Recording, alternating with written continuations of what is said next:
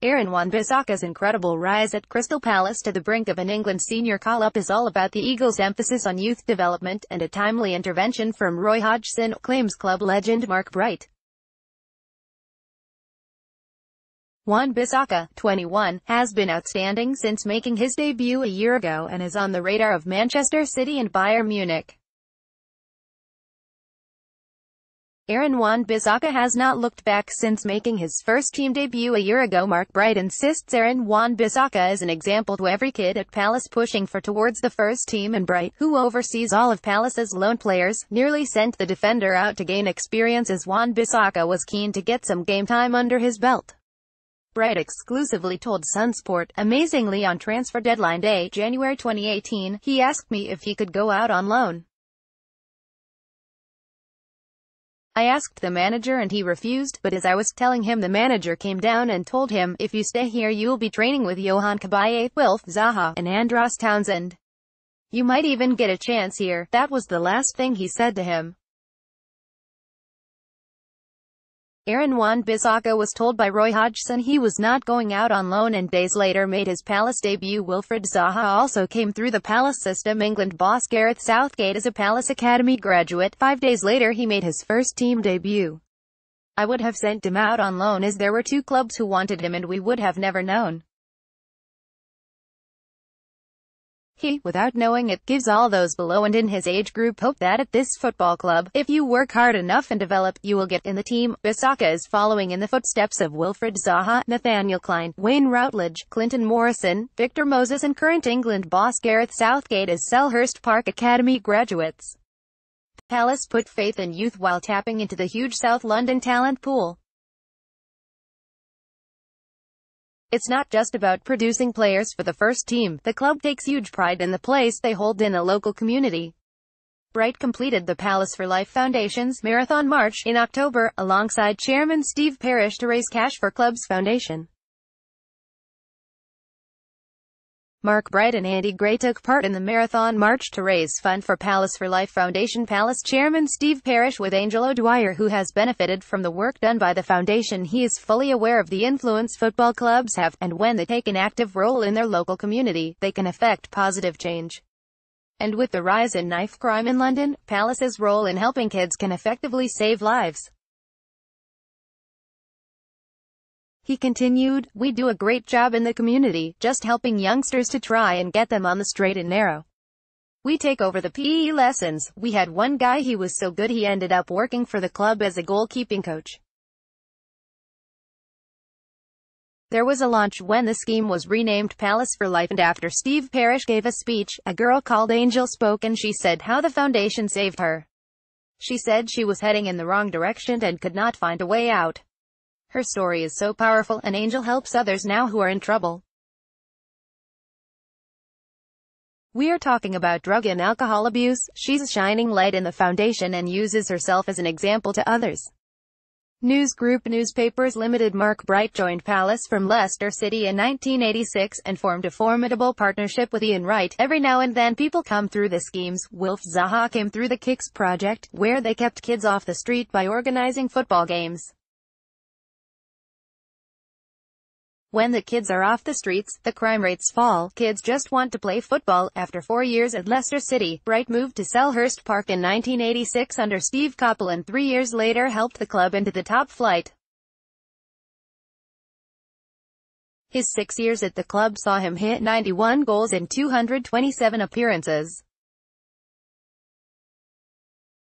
And Bright will be forever loved by Palace fans for his part in their epic FA Cup run to Wembley, losing to Manchester United in the final, and who could forget that incredible semi-final win over Liverpool at Villa Park. He retired in 1999 and enjoyed a successful career in broadcasting before returning to Palace as an academy coach in 2009. Mark Bright backs Palace Chairman Steve Parish ahead of any owner in the Premier League. Bright said, when you have a special moment at a club, you leave and you're made welcome when you come back. Academy boss David Moss wanted me to help with the kids, so I watched training and thought to myself, I can do this. I'll work with the strikers, and I had my wife a B license anyway, so I had 30 minutes with the strikers, and just when we are about to discuss Parish, Bright gets a call from the Eagles chairman. He jokes, "I'm just in an interview and I'm talking about you," laughs. Bright continued, "Steve is passionate about the club, the Palace team of 89 to 91. Steve always looks at that team as a defining moment. When Parrish first took over the club, home or away, he would be in the director's box with Bright watching his new team. Over the years, the pair have become good friends, and while Parrish values the input of a club legend, Bright insists there is no one in any boardroom to match him." Steve Parrish took over at Selhurst Park in 2010. Mark Bright recalls how he struck up his friendship with Steve Parrish. He continued, "I don't want to overplay my role, but if Steve takes to you, then he takes to you.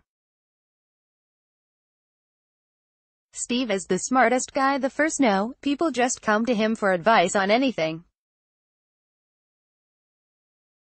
We just ended up going to dinner a lot, talking a lot, and he'd tell me we are off to the game this weekend.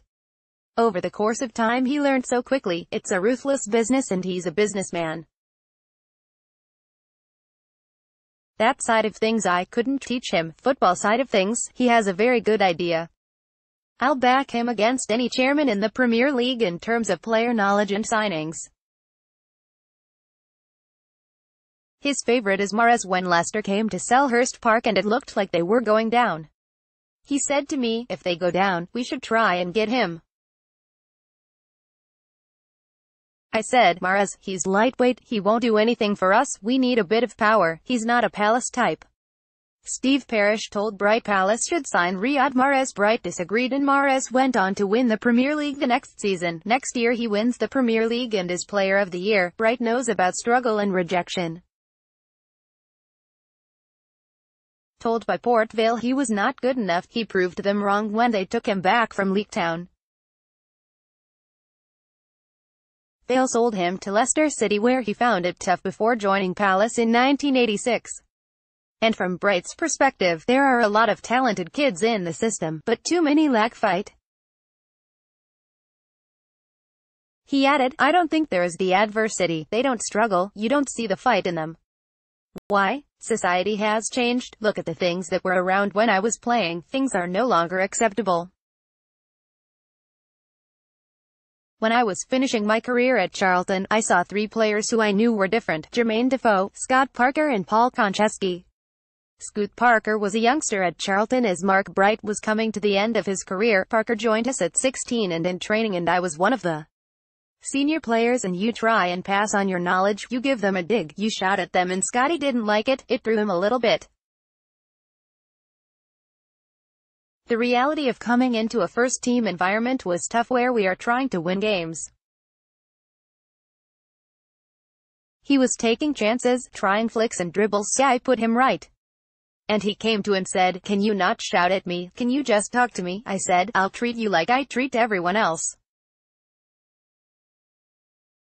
Scott is now retired and a first-team coach at Fulham.